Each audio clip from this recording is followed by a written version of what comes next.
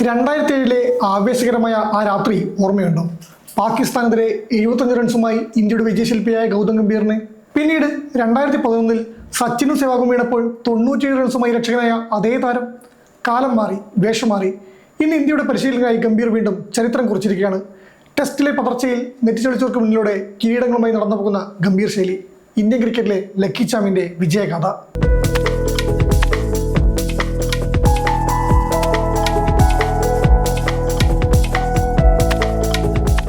അഹമ്മദാബാദിലെ നരേന്ദ്രമോദി സ്റ്റേഡിയം സാക്ഷ്യം വഹിച്ചത് ചരിത്രത്തിനാണ്.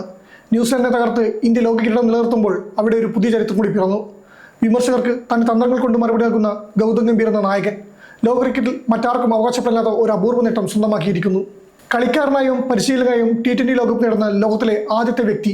2007 പാകിസ്ഥാനെതിരെ ആവേശകരമായ ഫൈനലിൽ 75 റൺസുമായി ഇന്ത്യയുടെ വിജയശില്പിയായ അതേ ഗംഭീർ 19 വർഷങ്ങൾക്കിപ്പുറം പരിശീലകന്റെ കുപ്പായത്തിലും ഇന്ത്യയെ ലോകത്തിന് നെറുകയിലെത്തിച്ചു.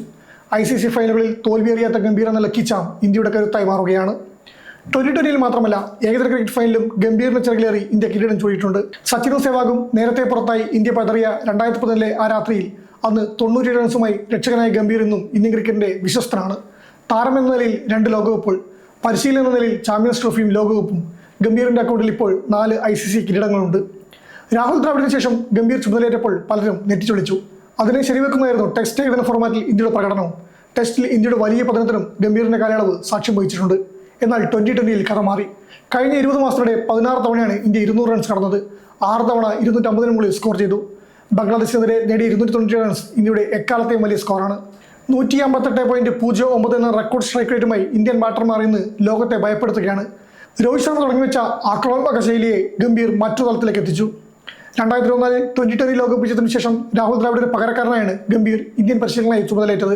2025 ഗംഭീറിന്റെ കീഴിലിറങ്ങിയ ഇന്ത്യ 12 വർഷത്തെ കാത്തിരിപ്പിന് ശേഷം വിരാമം വിട്ട് ചാമ്പ്യൻസ് ട്രോഫി സ്വന്തമാക്കിയിരുന്നു.